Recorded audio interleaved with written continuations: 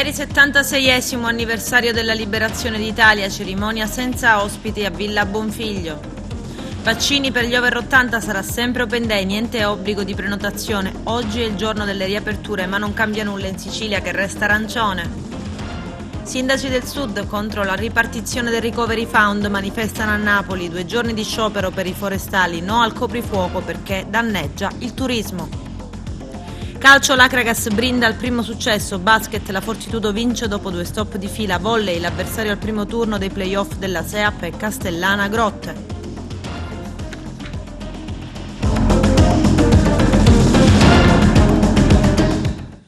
Bentrovati gentili telespettatori al nostro appuntamento con l'informazione. Ieri 76esimo anniversario della liberazione d'Italia. Da Agrigento a Villa Bonfiglio celebrata una cerimonia sobria, senza ospiti, nel rispetto delle normative sanitarie vigenti. Il nostro direttore Arturo Cantella.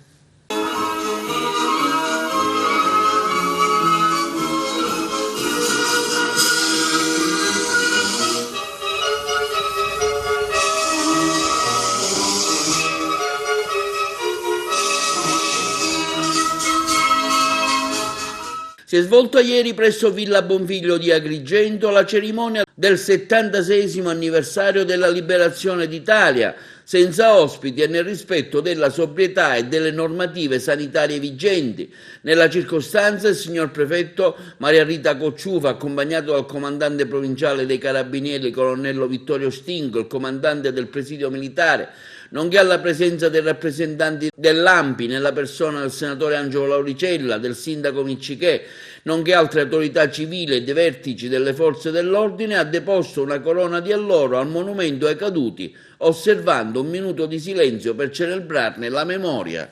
È comunque doveroso ricordare anche in questa circostanza, diciamo con una cerimonia molto sobria e molto ristretta, è comunque doveroso sia per quello che ha significato il 25 aprile nella storia del nostro Paese, perché è stato un momento sicuramente di transizione. C'era stata la guerra, c'erano stati veramente tanti morti, tante sofferenze, l'Italia si è liberata da una dittatura e ha cominciato una nuova vita, un nuovo percorso, fatto veramente di condivisione, soprattutto nei primi anni, e di una partecipazione che ha portato veramente anche a quella che è la nostra magnifica Costituzione. Oggi è un momento veramente molto difficile per il mondo intero e lo è per il nostro Paese, quindi che sia di auspicio il ricordo di questo giorno, la commemorazione di questo giorno. Mai le commemorazioni sono sterili, sono sempre momenti di riflessione che ci auguriamo possano essere fatti veramente a tutti i livelli, dai più grandi ai più piccoli. Ecco, speriamo che sia l'inizio di una nuova primavera, quello che è stato tanti anni fa, perché ne abbiamo veramente bisogno. In questa occasione io credo che dobbiamo ricordare gli eroi anche dei nostri giorni, oltre agli eroi della Resistenza, di quel periodo difficilissimo. Anche oggi abbiamo questi eroi che sono i nostri medici, il nostro personale sanitario, il personale i volontari, le forze di polizia, gli insegnanti, tutti quelli che stanno lavorando da mesi ormai, spesso in condizioni difficili, per salvare vite umane e per cercare di gestire, contenere i danni di questa gravissima pandemia. Quindi l'augurio è che sia veramente l'inizio di una nuova primavera. Giorno veramente importante, un giorno che ricorda la libertà. Lo sentiamo soprattutto in questo momento, quando diciamo, la pandemia ci obbliga a delle restrizioni di libertà. Per esempio a questa celebrazione stanno mancando gli studenti, le autorità dei comuni che stanno celebrando nei propri comuni. Però naturalmente il rilievo è uguale. Noi ricordiamo una storia del paese, di un paese che è andato in guerra, che è stato soggetto a un regime che aveva perseguitato gli ebrei, alcuni dei quali erano stati medaglie d'oro della guerra 15-18, poi mandati allo sterminio. Abbiamo la storia di un paese che fa una guerra pensando che dura qualche giorno e invece costerà centinaia di migliaia di morti. e abbiamo una monarchia che quando vede che tutto è perduto tenta di salvare se stessa, ma scappa e non riesce a salvare migliaia di soldati, migliaia di persone, di cittadini che vengono trucidati dai fascisti. È il ricordo di un Mussolini che tradisce la patria, lui nazionalista, la spacca in due e va con i tedeschi, al servizio dei tedeschi, e non ha nemmeno un problema per fucilare suo genero, diciamo, il marito di sua figlia, il padre dei suoi nipoti. E poi abbiamo questa grande epopea di una resistenza che parte dalla Sicilia e attraversa l'insieme del paese e con le forze alleate libera il paese e salva la dignità dell'Italia, e poi gli dà una Costituzione democratica. Una delle cose significative che voglio sottolineare è la presenza femminile. La presenza femminile alla Resistenza ha consentito alle donne sia di combattere, sia di partecipare, ma ha consentito alla Resistenza di sopravvivere, perché senza le donne non sarebbe sopravvissuta, senza i collegamenti, senza i viveri, senza le munizioni, senza le informazioni, non sarebbe sopravvissuta. Le donne otterranno subito un risultato che non gli dà la Costituzione solamente. Prima della Costituzione voteranno per le elezioni comunali e poi voteranno per l'Assemblea Costituente. È l'inizio della parità, come diceva la giornalista Giardina. In questa giornata affollata siamo qui in fila alla pari, uomini e donne. Il 25 aprile è stato ricordato ieri con l'iniziativa Strade di Liberazione, in ognuna loro dedicata ad antifascisti e partigiani. È stato deposto un mazzo di fiori da parte dei sindacati CGIL, CISL, UIL e ANPI nelle vie agrigentine, 25 aprile, Gramsci, Nenni, Graceffa, Villetta Pertini. Un appello è stato rivolto dal segretario provinciale della CGIL al sindaco Miccichè di porre una targa nella via Gramsci in quanto ne è priva, e che lo stesso sindacato della CGIL se ne prenderà cura di farlo. Per l'occasione, in segno di provocazione, ne è stata messa una di cartone. Andiamo a casa adesso, dopo aver depositato questo mazzo di fiori, questo simbolo, in una targa improvvisata di cartone, perché la via Gramsci ad Agrigento non ha una targa degna di questo nome, ragione per la quale domani la CGIL Agrigentina manderà una lettera di autorizzazione al sindaco per regalare una targa che indichi la via Gramsci nel comune di Agrigento. Per quanto riguarda la CGIL abbiamo depositato un mazzo di fiori in via Gramsci, mentre CISL, UIL e ANPI hanno portato dei fiori in altre vie. Un'iniziativa legata alla esigenza di non fare assembramenti a causa della pandemia, e quindi ci siamo divisi. Non potevamo non ricordare il sacrificio del 25 aprile di qualche anno fa, quando i partigiani e gli alleati ci hanno liberato dal nazifascismo. Una piaga che in qualche misura a volte si ripete, anche se con forme diverse, quindi dove c'è discriminazione, xenofobia, dove c'è egoismo, questo è un male che va combattuto tutti i giorni. La CGIL lo fa ogni giorno sui posti di lavoro, con i pensionati. In tempi di pandemia c'è l'aggravante che molta gente non lavora, quindi bisogna liberare dai bisogni e da ogni prevaricazione tutta la gente.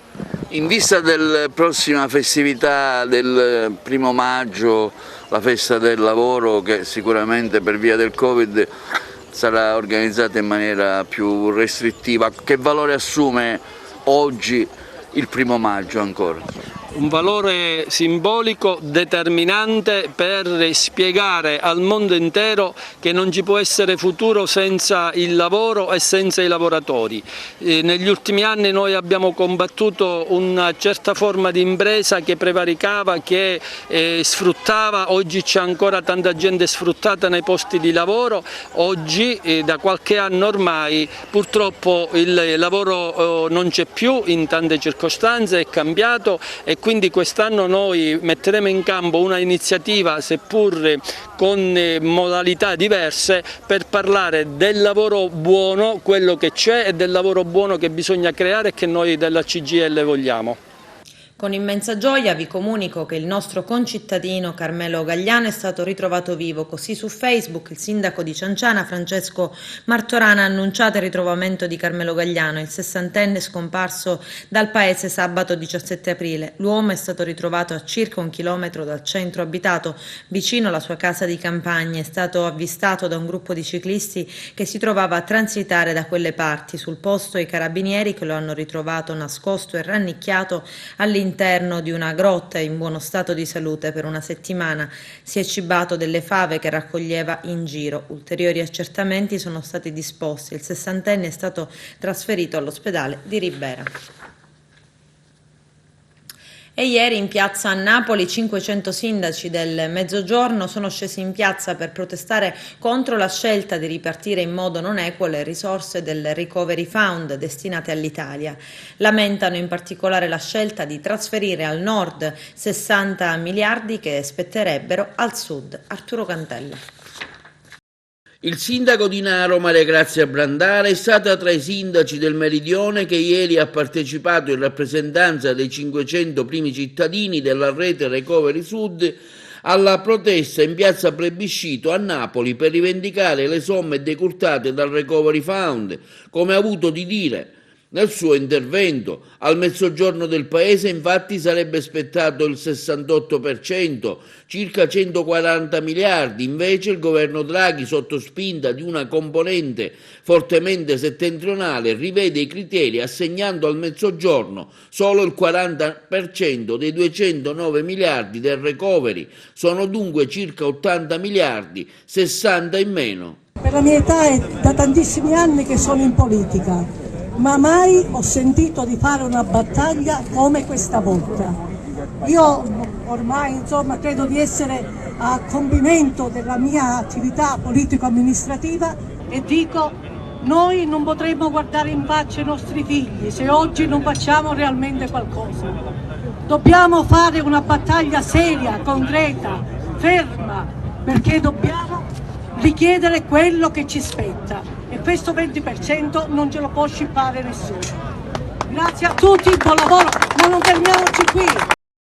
Vaccini per gli over 80 sarà sempre open day, niente obbligo di prenotazione. I dettagli nel servizio.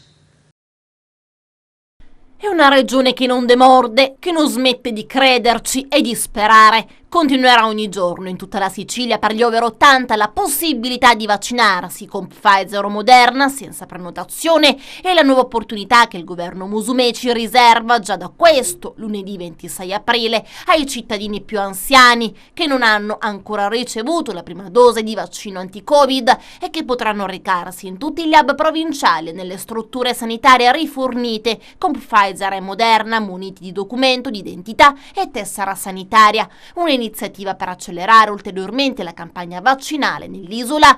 Intanto è stata buona la risposta dei siciliani allo speciale Open Weekend di 4 giorni organizzato dalla regione per tutti gli over 60. Da giovedì scorso a ieri, domenica 25 aprile, alle ore 17, hanno ricevuto una dose oltre 103.000 persone, il 22% in più rispetto ai 4 giorni precedenti. C'è stata una netta prevalenza di Pfizer con oltre 77.000 somministrazioni, mentre con AstraZeneca sono state vaccinate circa 16.000 persone, con Moderna oltre 10.000. E dunque, così come è avvenuto negli ultimi giorni, da oggi sarà possibile recarsi nelle strutture delle aziende sanitarie per ricevere le inoculazioni. Iniziative riservate ai cittadini con età pari o superiore ad 80 anni, compresa tutta la classe di nascita 1941. Potranno recarsi direttamente nel centro di vaccinazione più vicino. Il personale medico effettuerà la valutazione e compilerà la scheda di anamnesi. La nostra rete di punti di somministrazione è pronta ad accogliere tutti gli anziani ai quali chiediamo con forza di vaccinarsi, sottolinea il direttore generale dell'ASP di Palermo, Daniela Faraoni. Sono stati circa 4.000 gli over 80 che negli ultimi 2 giorni hanno raccolto l'appello nel nostro territorio, ma possiamo e dobbiamo fare ancora di più per immunizzare la popolazione di una fascia di età più esposta alla gravità del contagio. Per venire incontro a tutte le esigenze riproporremo da mercoledì a domenica prossimi anche il drive drive-in alla Casa del Sole di Palermo, in maniera tale da poter accogliere anche gli anziani che, con difficoltà motorie, possono farsi accompagnare e ricevere il vaccino rimanendo sempre seduti in auto. Ringrazio tutti i lavoratori che si stanno prodigando per dare ulteriore impulso ad una campagna vaccinale fondamentale per superare la pandemia. Il drive-in della Casa del Sole di Palermo, riservato esclusivamente agli over 80 che non hanno ancora ricevuto la prima dose di vaccino, sarà attivo anche oggi fino alle ore 20. La buona notizia in sostanza è che il secondo open weekend dei vaccini anti-Covid senza prenotazione ha proceduto a gonfie vele. La Sicilia ha viaggiato sul record giornaliero di 28.700 dosi. Quella cattiva però è che l'isola resta fanalino di coda in Italia per copertura su over 80 personale scolastico e non ha superato l'esame sul target settimanale da raggiungere entro il 22 aprile. Ha chiuso con il 9% in meno rispetto alle 178.000 iniezioni richieste dal commissario nazionale Figliuolo. A Caltanissetta, in zona di campagna, una festa di musica techno è stata interrotta la scorsa notte dai poliziotti che hanno sorpreso almeno 100 partecipanti ad un rave party provenienti da tutta la Sicilia. A segnalare sono stati alcuni residenti. È stato allestito un palco con tanto di casse e console con distribuzione di alcolici. Durante il blitz sarebbe anche stata sequestrata della droga. I partecipanti all'arrivo delle forze dell'ordine si sono dileguati da ogni parte possibile. E i militari della Guardia di Finanza assieme ai carabinieri e ai poliziotti del locale commissariato hanno interrotto una festa privata alla periferia di Canicattì, comune attualmente in zona rossa. Tutti i partecipanti sono stati multati 400 euro a testa. Le forze dell'ordine hanno accertato che avevano organizzato un raduno clandestino con tanto di grigliata all'aperto e consumo di alcolici e cibo. Nessuno indossava la mascherina e nel momento in cui è scattato il controllo non stavano rispettando il distanziamento sociale. Cosa non cambia nella Sicilia che resta arancione? Il servizio. Sicuramente questo ulteriore decreto è un bluff che penalizza soprattutto tutto quello che è il comparto della ristorazione, del wedding, del catering e via dicendo. Non si capisce anche il motivo del coprifuoco alle 22 e quindi fondamentalmente rigettiamo totalmente questo provvedimento. Si parlava di pranzo nella zona gialla e di cena, però solo all'aperto. Quindi questo comporta problematiche per chi non ha la possibilità di mettere i locali all'aperto. Le nostre richieste vengono continuamente disattese. Il settore che, come diciamo prima, è il settore più compromesso, ma anche gli altri. Adesso si parla delle riaperture, delle palestre, quindi sotto un profilo, come dire, stiamo ripartendo, ok, ci siamo, ma non ci sono concretamente poi i presupposti. Anche gli altri settori, soprattutto quello del turismo, passa da una programmazione. Quando tu lasci fino al 30 luglio, poi magari lo toglieranno prima, come sembrerebbe, auspichiamo, il coprifuoco fino alle 22, salta anche la programmazione turistica, perché chi viene, chi si muove e va a fare una piccola vacanza sapendo che c'è un coprifuoco fino alle 22. Come giustamente molti dicono, da noi qui al sud a giugno, a luglio si sta al mare fino alle 8, fino alle 9 di sera, quindi abbiamo dei ritmi diversi rispetto ad altri posti. E poi soprattutto dobbiamo rilanciare l'idea delle isole minori, farle diventare zone covid free. Mi riferisco a tutte, per noi, per Messina, quindi parliamo delle isole Eolie, sono isole che vivono al 99% di turismo. Io credo che continuare a tenere chiusi i simboli che hanno portato grande la civiltà italiana nel mondo è una pazzia, soprattutto nel nostro territorio, dove ovviamente il clima consentirebbe di cominciare moderatamente a far tornare un po' di positività nella nostra città. Quindi non siamo assolutamente d'accordo, non è una questione di coprifuoco, finora abbiamo mantenuto le regole, siamo stati bravi, ringrazio tutti i ristoratori e mi scuso con tutti quelli che con la ristorazione fanno sinergia, quindi in questo momento penso ai negozi di abbigliamento, penso a chi fa catering, penso alle maestranze. Abbiamo subito tutti e sicuramente così non può finire. È l'inizio ovviamente di un modo diverso di ragionare, noi crediamo che bisogna svegliarsi e ridare alla nostra città la dignità necessaria dentro a un quadro di 4 città metropolitane. Non possiamo assolutamente pensare che Messina resta chiusa e non possiamo neanche pensare che al governo nazionale e regionale non ci pensi nessuno. Ci muoveremo sempre con garbo ma con determinazione, ve lo garantisco. C'è un'iniziativa che può essere interpretata come una forte provocazione a livello regionale con questo nome a fuoco, il coprifuoco. Cosa si può fare però concretamente? Quella può sembrare una provocazione, però è il segno del malessere che c'è in questo momento, bisogna dare una risposta. Il malessere c'è e non è un malessere diciamo ingiustificato. Siamo veramente vittime, sicuramente, io non credo agli slogan, credo alle azioni e alle azioni sistemiche. Sicuramente come sistema ristorazione e come sistema Confcommercio daremo risposte adeguate, ripeto, garbate ma determinate. Da quando si è saputo della possibilità del prolungamento del coprifuoco fino a luglio si è registrata una frenata nelle prenotazioni dei turisti. L'assessore del comune di Agrigento, Francesco Picarella, contro il coprifuoco alle ore 22. Vediamo. In un comunicato stampa l'assessore al turismo del comune di Agrigento, Franco Picarella, afferma come la corsa del mito, il coprifuoco alle 22, è un regalo che si fa a Spagna e Grecia. Le prospettive di ripresa, continua l'assessore al turismo Picarella, della stagione turistica in provincia di Agrigento sono purtroppo mitigate dalle preoccupanti dichiarazioni del governo. Il coprifuoco alle ore 22 infatti favorisce la Spagna e la Grecia, i nostri diretti concorrenti, i quali probabilmente manderanno un regalo a Draghi. Da quando si è saputo della possibilità del prolungamento del coprifuoco fino a luglio si è registrata una frenata nelle prenotazioni. Gli annunci dei governi in una situazione dedicata come questa determinano incertezza, come si può immaginare in una stagione turistica dove non sarà possibile cenare serenamente oppure godere di una passeggiata serale. Come coordinamento dei comuni della fascia costiera invieremo una lettera aperta, continua Picarella, all'ANCI, invitando a prendere una posizione netta nei confronti del governo, sollecitando l'immediata eliminazione della misura del coprifuoco. Intanto l'assessore Picarella ha preso sabato scorso parte a una manifestazione contro le politiche del governo Draghi. Una decisione è quella di ancora perseverare nel coprifuoco nei prossimi mesi, è una decisione che è un annuncio che naturalmente ha messo in grossissima difficoltà tutto il sistema turistico.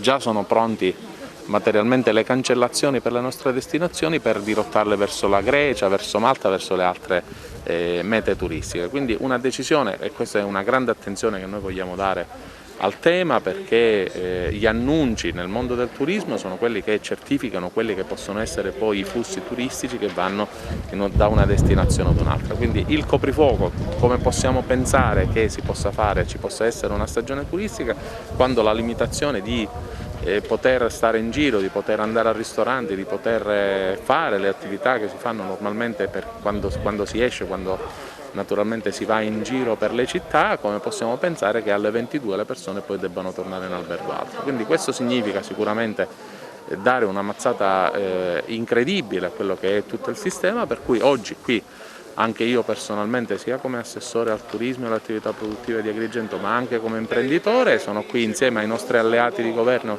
nella città di Agrigento per dare manforte a quelle che sono e dare voce a quelle che sono le istanze del commercio e delle impartite IVA della nostra città. Da oggi in Sicilia asili nido, scuole materne, elementari, medie in presenza al 100% fino alla fine dell'anno scolastico. Scuole superiori con attività in presenza dal 50 al 100%. C'è il servizio. È il primo giorno di ritorno alle lezioni in presenza per tutto il primo ciclo di scuola, comprese le seconde, le terze medie, e almeno per il 50% nelle scuole superiori gli studenti lanciano la loro protesta. La rete degli studenti medi, che già nei giorni scorsi ha organizzato alcuni sit-in a Caltanissetta, oggi propone la stessa formula di protesta a Palermo. Chiedono di restare con la formula della didattica a distanza fino alla fine dell'anno. La rete degli studenti ha comunicato convocato infatti un'assemblea per tutti su Meet, che in tempo di pandemia ha il valore di un sit-in vero e proprio. Rientrare così, io non ci sto, è lo slogan degli studenti. Per l'ennesima volta siamo di fronte a un rientro non in sicurezza ed è un anno che la comunità studentesca vive senza una progettualità, senza poter programmare attività didattiche, senza una sufficiente ed adeguata regolamentazione dei trasporti. Gli studenti hanno dovuto vivere continui disagi, coltivando intanto la speranza di poter rientrare in sicurezza sui banchi di scuola. Adesso però siamo stanchi, credevamo che la situazione sarebbe cambiata, ci aspettavamo risposte ma nulla. A questo punto chiediamo di continuare con la didattica a distanza fino alla fine dell'anno scolastico, dicono ancora gli studenti. Da oggi, come già detto, secondo le nuove regole dettate dal governo nella Sicilia arancione, gli studenti delle scuole superiori possono tornare in presenza dal 70 al 100%. In zona rossa, come Palermo, dal 50 al 75. Nei giorni scorsi, per una circolare dell'assessore regionale all'istruzione Roberto Lagalla, ha lasciato ai presidi siciliani una settimana di tempo in più per poter raggiungere queste percentuali. Da oggi comunque nelle scuole superiori deve essere garantito almeno il 50% in presenza. Dal 3 maggio in poi al via le nuove percentuali fino alla fine dell'anno scolastico. E comunque un rientro a scuola nel pieno caos, presidi nella confusione più totale, studenti sul piede di guerra e sindacati a dir poco preoccupati per i contagi da Covid-19. Sullo sfondo la più totale sfiducia negli amministratori locali sulla possibilità di un rientro in classe in condizioni sanitarie di rischio calcolato. Questa mattina alle ore 8 con la Sicilia in zona arancione e Palermo in compagnia di altri 46 comuni siciliani in zona rossa, 592.000 alunni isolani hanno fatto il loro ingresso in classe. Ritornare all'attività didattica in presenza anche nella secondaria di secondo grado, scrivono i segretari regionali di FLC, CGL, CISL e Will Scuola. Gildes Nals è un'esigenza fortemente avvertita in primo luogo dagli studenti, ma permangono ad oggi notevoli criticità legate al sistema dei trasporti, nonostante le rassicurazioni fornite dalle istituzioni preposte.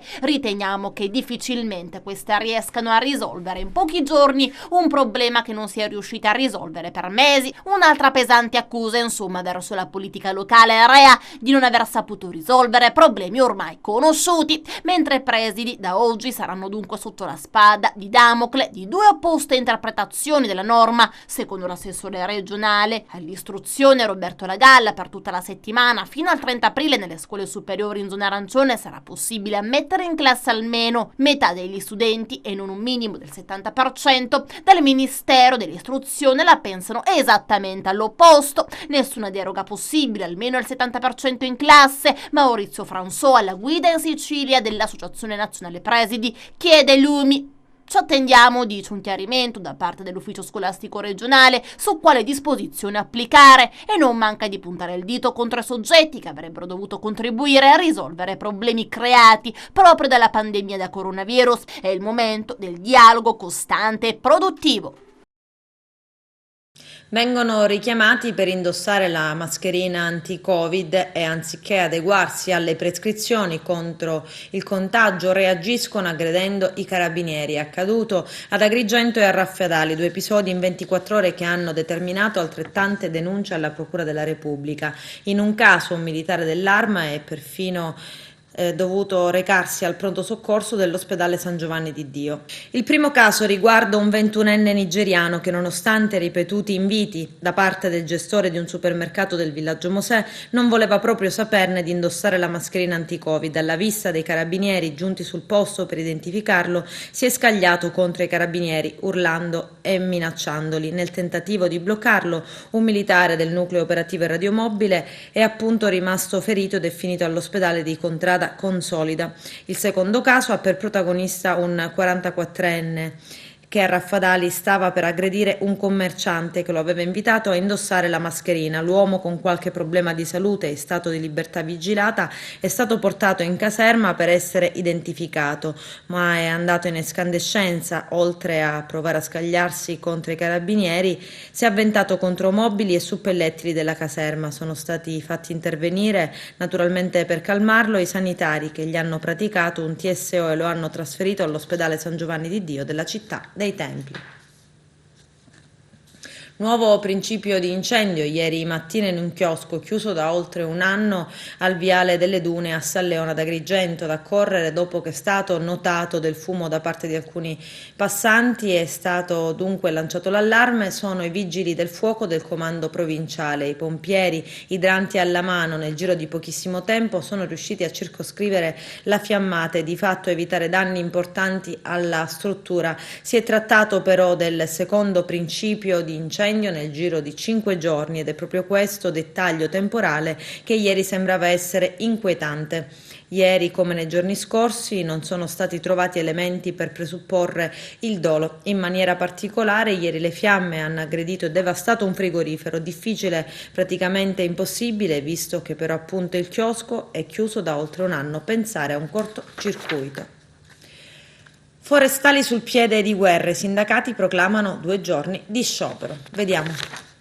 Continuano le proteste dei lavoratori forestali per cercare di continuare a lavorare e di esigere anche quell'arretrato che c'è. Oggi c'è stata una valida interlocuzione con i dirigenti dell'ufficio forestale competente. Più che continuare dobbiamo iniziare a lavorare. Qua in provincia di Agrigento, così come in tutte le province della Sicilia, ci sono enormi difficoltà quest'anno e non abbiamo date certe rispetto all'avviamento al lavoro per i viali di prevenzione nei boschi e quindi abbiamo voluto fare queste 2 giornate di lotta per attenzionare la problematica e fare in modo che nei tempi certi questi lavoratori possano essere in servizio per poter svolgere al meglio quel lavoro e quindi evitare che i boschi quest'anno si brucino. Dottore Scibetta, arrivano istanze purtroppo dal territorio da parte dei forestali e voi cercate di dare le risposte possibili che potrebbero arrivare in tempo relativamente breve, considerando anche le problematiche del Covid? Il Covid sta rallentando molto le nostre attività, però i motivi sono diversi, sono di natura, come lei saprà, sicuramente di natura finanziaria. Infatti quest'anno la quasi totalità delle risorse si basano su fondi extraregionali, soprattutto fondi comunitari che richiedono un certo impegno preliminare e successivo all'attuazione dei progetti. Già siamo in ritardo perché a giorni dovremmo cominciare a fare i viali parafuoco, ma siamo materialmente impossibilitati a farlo. C'è un problema anche di arretrati, credo di aver capito. Ci sono solo 28 operai a tempo indeterminato che per questioni legate a problemi di carattere ragioneria centrale non siamo riusciti a pagare nel mese di febbraio. Siccome stiamo aspettando il riaccertamento dei residui che ancora non arriva, per cui questi operai da dicembre che non percepiscono lo stipendio. Però nel frattempo abbiamo provveduto a pagare gennaio e febbraio. Comunque abbiamo visto come attestazione anche da parte dei lavoratori verso la vostra struttura è stata positiva. Noi ce la mettiamo tutta, siamo pagati per fare questo, ci chiamiamo servizio per territorio per dare un servizio al territorio proprio. Nel bilancio della Regione non sono stati previsti fondi propri della Regione, è tutto legato a dei progetti che però non abbiamo notizia se sono partiti, se sono stati finanziati o meno. Nel frattempo i lavoratori non lavorano dall'anno scorso, ma soprattutto il territorio e la natura non ha i tempi della politica, ha bisogno di interventi urgenti per scongiurare che di fronte a noi ci sia un ulteriore periodo di incendi che devastino ancora il nostro territorio. Quindi siamo qua per chiedere sostanzialmente tempi certi e siamo pronti domani mattina ad andare anche in prefettura per coinvolgere anche il prefetto, lo Stato, su questo che crediamo sia interesse di tutta la comunità e non solo di questi lavoratori. Noi abbiamo fatto una proposta che è la proposta di un riordino che prevede 2 fasce occupazionali, una di lavoratori a tempo indeterminato e l'altra di 181isti. Purtroppo non abbiamo ancora avuto notizie certe malgrado 2 anni di tavoli di trattativa, ma quella riforma è importante non solo per stabilizzare i lavoratori, che ovviamente è un tema centrale, ma anche per rilanciare il settore forestale in Sicilia. La Sicilia è una regione a rischio di desertificazione Ogni anno quando arrivano le piogge piangiamo addirittura i morti. Vorremmo che la forestale diventasse uno strumento vero, dignitoso, perché questi lavoratori vogliono un lavoro dignitoso, che aiuti questa regione e non che venga vista sempre solo come una voce di costo. Le criticità del settore sono tante, tantissime, ma oggi più che mai il settore sta vivendo un momento di grande difficoltà. La difficoltà dipende tantissimo dalle risorse. Risorse che non sono state appostate nel bilancio della Regione approvato qualche giorno fa e che tra l'altro la Regione demanda tutto ai fondi della Comunità Europea. Quindi la progettazione, che oggi diventa anche questo un problema e che va a finire in capo ai vari dipartimenti provinciali, i quali devono progettare, far esitare i progetti alla Comunità Europea, e quindi capite benissimo che i tempi si allungano moltissimo e siamo già giunti alle soglie del mese di maggio e essendo già arrivati alla soglia del mese di maggio ancora non c'è nessun lavoratore in cantiere per poter iniziare a svolgere le attività di prevenzione antincendio che già in questo periodo dovrebbero essere già iniziate.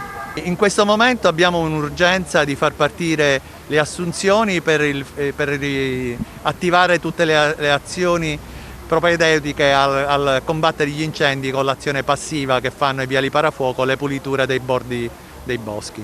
Un argomento che si ripropone anno dopo anno. Esatto, ma quest'anno questo problema è ancora più grave, in quanto le risorse sono tutte di fondi extraregionali e tra l'altro, per quello che è dato sapere, prevedono una progettazione piuttosto complessa, che è quello che è la nostra principale preoccupazione. Adesso c'è la pubblicità, a tra poco. Contrabbando di sigarette, documentati 78 viaggi di andata e ritorno fra Palermo e Napoli. Gli indagati complessivamente sono 28 e 19 di loro, per lo Stato nullatenenti, hanno percepito il reddito di cittadinanza nonostante guadagnassero decine di migliaia di euro con il contrabbando di sigarette. I dettagli nel servizio. Chi c'è che parla? Chi c'è troppo poco? Da che sto parlando? Allora, hanno 60 anni, sono 67. No, come dire, non ho 77. 60. No, non te voglio. E quanto no? Posso fare a stazzare 20 per buono. Il sistema era ben collaudato e contrabbandieri di sigarette palermitani col reddito di cittadinanza noleggiavano le auto e le imbarcavano sulla nave direzione Napoli, dove altri contrabbandieri le attendevano. Qui le macchine venivano riempite, così le sigarette arrivavano a Palermo e venivano poi smerciate. E questa la logica della maxi operazione messa a termine dal gruppo di Guardia di Finanza di Palermo contro il contrabbando di sigarette, e che ha portato all'arresto di 10 persone tra Palermo e Napoli, 3 in carcere, 7 agli arresti domiciliari e altre 5 misure cautelari dell'obbligo di presentazione alla polizia giudiziaria.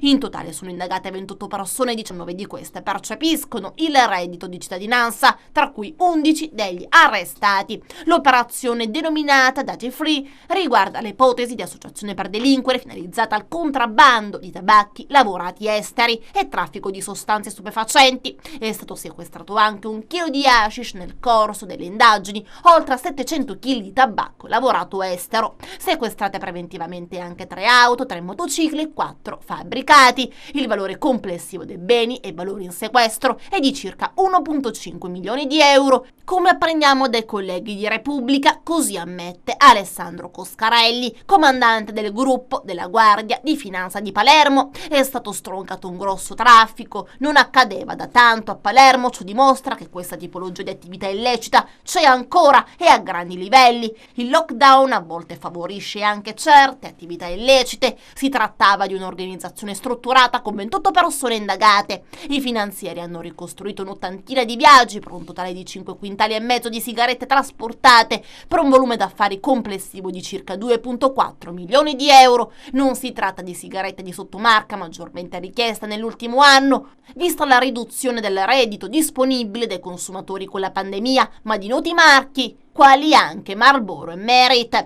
È un po' fare magari 37, Merit e a regime. Non ce la faccio. Lo cascio là, lo casci. Lo cascio là, ma misto, non ti posso fare danno per domani mattina.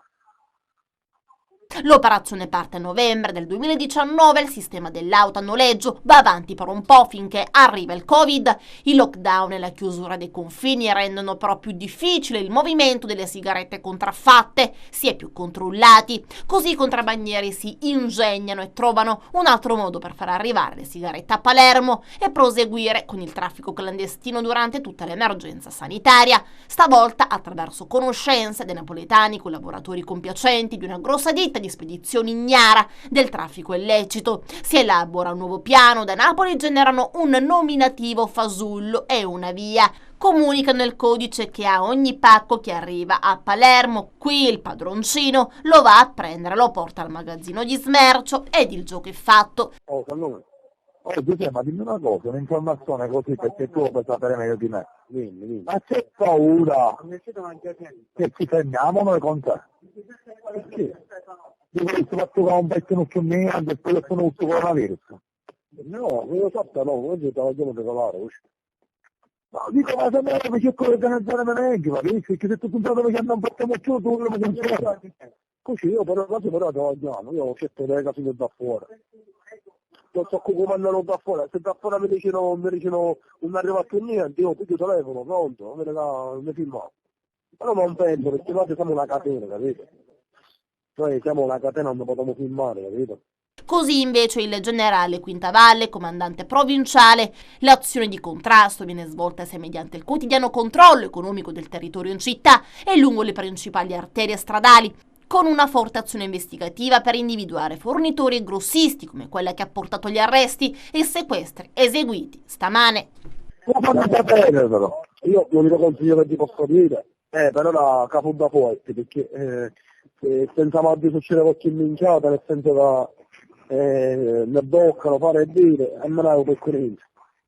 La Procura di Agrigento, tramite il sostituto procuratore Emiliana Busto, che coordina l'inchiesta, ha iscritto nel registro degli indagati 2 persone di Favara, uno di 30 anni con precedenti specifici e l'altro di 40, presunti autori del maxifurto in un negozio di cellulari svaligiato lo scorso 9 aprile ad Agrigento in via Atenea. I 2, forzando una finestra, sarebbero irrotti nel negozio rubando oltre 5.000 euro in contanti custoditi in una cassaforte, un computer di ultima generazione e 4 smartphone.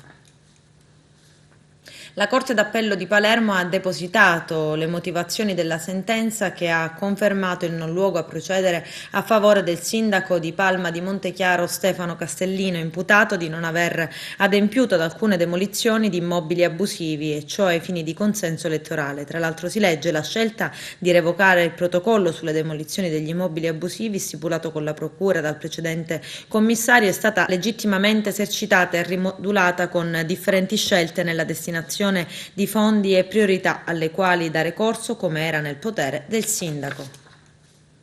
Adesso lo sport, partiamo dal calcio. L'Acragas brinda al primo successo del nuovo campionato di eccellenza Girone A. I biancazzurri superano la Nissa per 1-0 grazie al gol di Villa. Carmelo Lentini.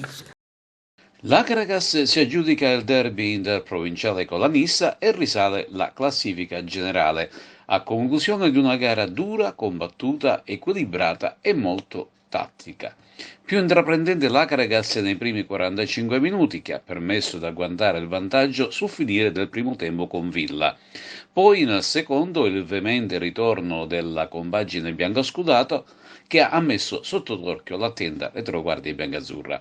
La gara registra la prima conclusione in rete al secondo minuto con il giovane acragantino ingatasciato, ma al 27esimo sfiora il vantaggio con un pallonetto di Secum, ma Campanaro salva sulla linea di porta. La partita ristagna a centrocampo e si sblocca nei minuti finali. Corre il 47esimo, azione in velocità di Secum, sicuramente tra i migliori, che serve la corrente Campino, il cui tiro finale viene respinto da Campanaro. Interviene l'argentino Mauricio Villa, che insacca a porta sguarnita.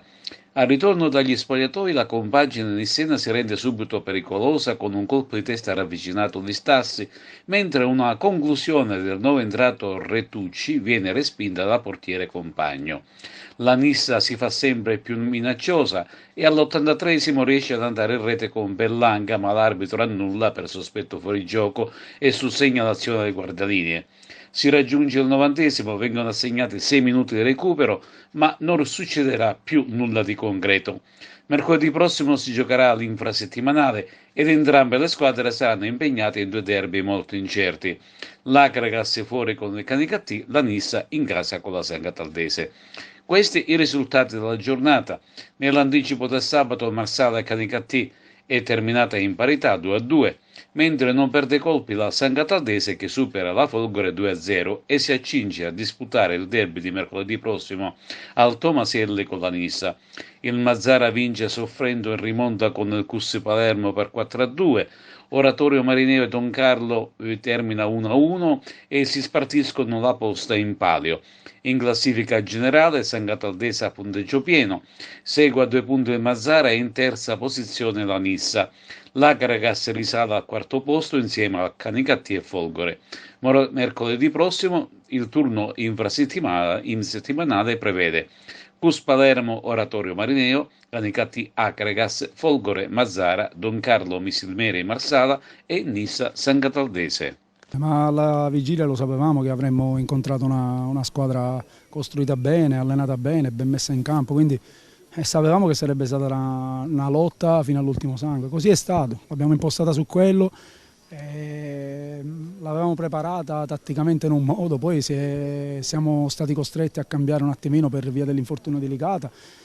Però devo dire che i ragazzi oggi hanno risposto alla grande, hanno risposto con carattere ed è quello che ci serviva, perché alla vigilia avevo detto che serviva forse una vittoria, un episodio per sbloccarli un attimino mentalmente, perché comunque vero è che quando vanno stimolati e vanno strigliati, è pur vero però che non capisco tutto questo scetticismo intorno a questa squadra che è ripartita dopo 5 mesi di stop, sta facendo un grande lavoro in campo, io li vedo durante la settimana, quindi chi non ha la percezione, chi non li vede fuori dentro il campo non può permettersi di insultarli o di parlare male. Lo posso fare io perché, ma con loro, io se lo faccio esternamente senza offendere nessuno è solo per spronarli e cercare di tirare fuori quello che hanno loro dentro, ma non c'è niente da festeggiare, così come non c'è niente da recriminare quando non fai il bottino pieno, c'è solo da sudare, pedalare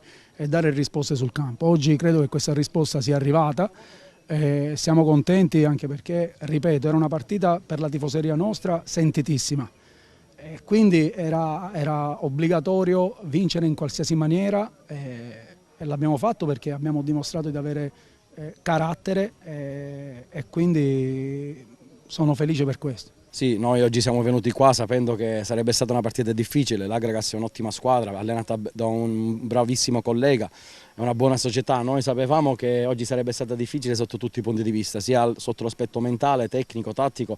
I ragazzi, levando alcuni momenti del primo tempo, poi l'hanno interpretata abbastanza bene.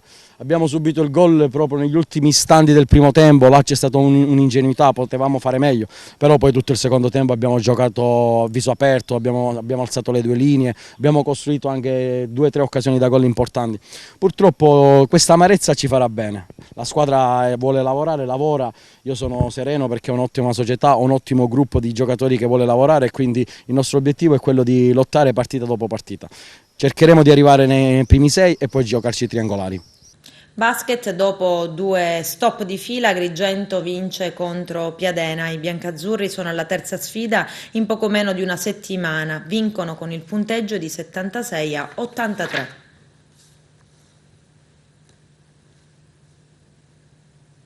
Volley sarà la Castellana Grotte l'avversario della SEA Paragona al primo turno dei playoff promozione per la Serie A2. Lo scontro si disputerà giorno 16 maggio in terra pugliese, mentre il ritorno è previsto il 22 maggio al Palanicosia di Agrigento. Sarà importante non solo vincere, ma anche vincere col punteggio più netto possibile, perché la classifica determinerà quale squadra avrà il vantaggio di affrontare in casa l'incontro di ritorno del successivo turno dei playoff promozione.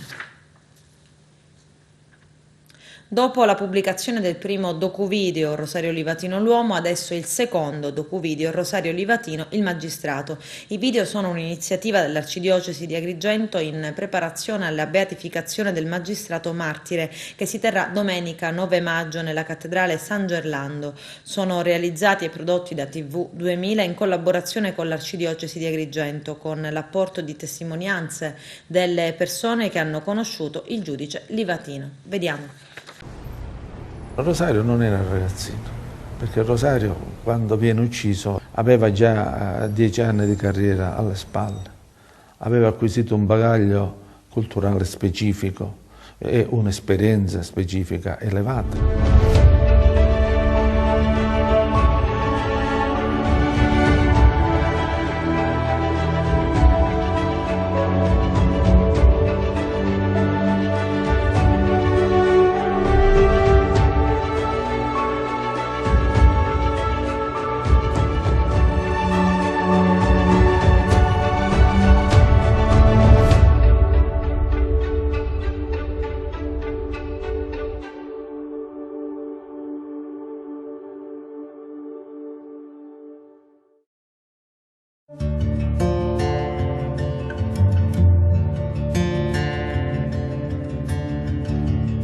Rosario era il collega anziano di questo collegio, era conosciuto come un giudice particolarmente rigoroso, inavvicinabile, poco incline ai compromessi nello svolgimento del suo lavoro.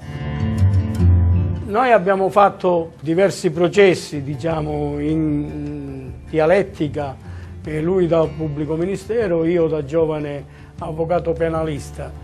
E il confronto era nel rispetto soprattutto delle funzioni di ciascuno, senza né prevaricazione né altro. Lui teneva un atteggiamento di terzietà e di imparzialità anche da pubblico ministero, perché cercava di capire e di trovare la verità dagli atti che lui aveva in mano rispetto alla difesa che tu gli approntavi. Lui ha la consapevolezza di essere solo un essere umano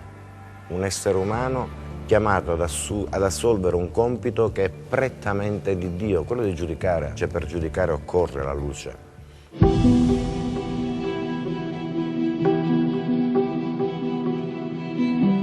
Rimanevamo in tribunale fino a tarda ora il pomeriggio e mi colpiva sempre questa sua minuziosità nell'esaminare i fascicoli, i processi, questa sua diciamo, tendenza ad esaminare la pratica meno importante con la stessa minuzia, con lo stesso impegno dei fascicoli più seri. L'abusivismo alla Valle dei Templi, gli incendi dolosi, le cave. E erano pochi i magistrati che a quell'epoca attenzionavano questi reati. Livatino era uno dei primi che ha attenzionato questo fenomeno. Ricordo questo comportamento di totale indipendenza di Rosario. Seguiva la sua intuizione, seguiva il suo pensiero, seguiva la sua coscienza. Ecco perché io dico che era alla punta del diamante.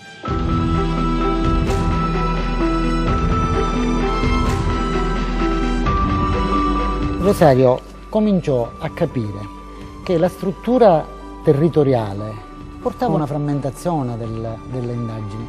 Allora, precorrendo una struttura che non c'era, lui disse no, dobbiamo coordinare perché io devo capire qual è l'interesse, da chi lo muove, come si muove. E allora, ecco, il primo coordinamento tra le forze di polizia fu ufficialmente richiesto da Rosario.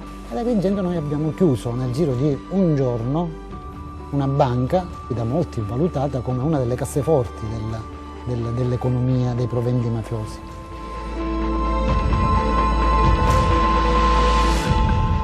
La giustizia era effettivamente solo, perché nel momento in cui noi scopriamo che un presidente di un istituto regionale bancario colloquiava col capomafia, che alcuni rappresentanti di amministrazione locale colloquiavano con la mafia nel servizio della mafia, la deduzione qual è? È che non c'era ancora la coscienza della gravità del fenomeno mafioso in provincia. Quello era un periodo in cui il territorio della provincia di Agrigento era insanguinato da terribili omicidi, numerosissimi omicidi che si sono proprio verificati negli anni 90. Tutti noi eravamo consapevoli della delicatezza della situazione e del tragico periodo che la provincia di Agrigento stava attraversando. Delle volte mi ricordo ci scappava, era un modo di esorcizzare quasi un po' quello che avevamo addosso. Scriviamo sta cosa subito prima che ci tirano una schioppettata. E si affrontava con un riso amaro. Il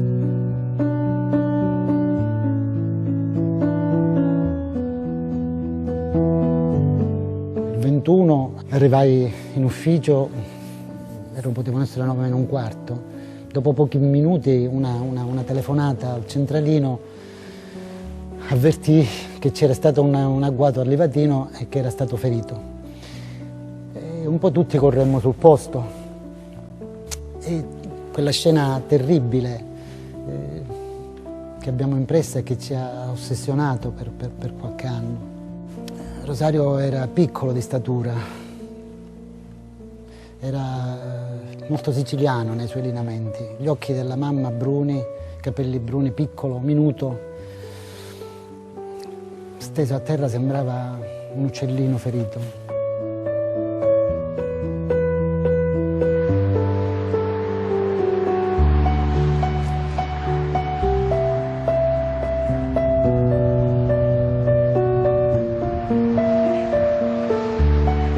Pensare di aggredire un giudice che percorre la strada a bordo della sua macchina con delle moto ed un'altra autovettura non doveva essere davvero cosa difficile, soprattutto considerata la micidialità delle armi che questi giovani possedevano. Erano peraltro assolutamente certi dell'omertà delle persone che sarebbero passate.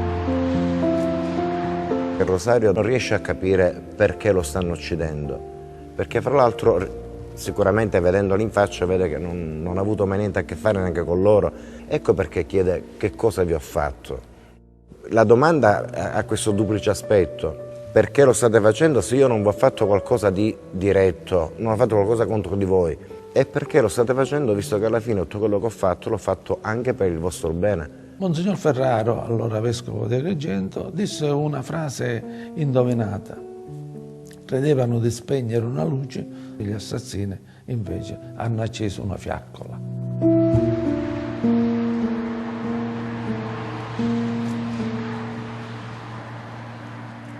Con questo è tutto, termina qui l'edizione del telegiornale. Grazie per la gentile attenzione e per essere stati con noi. A presto.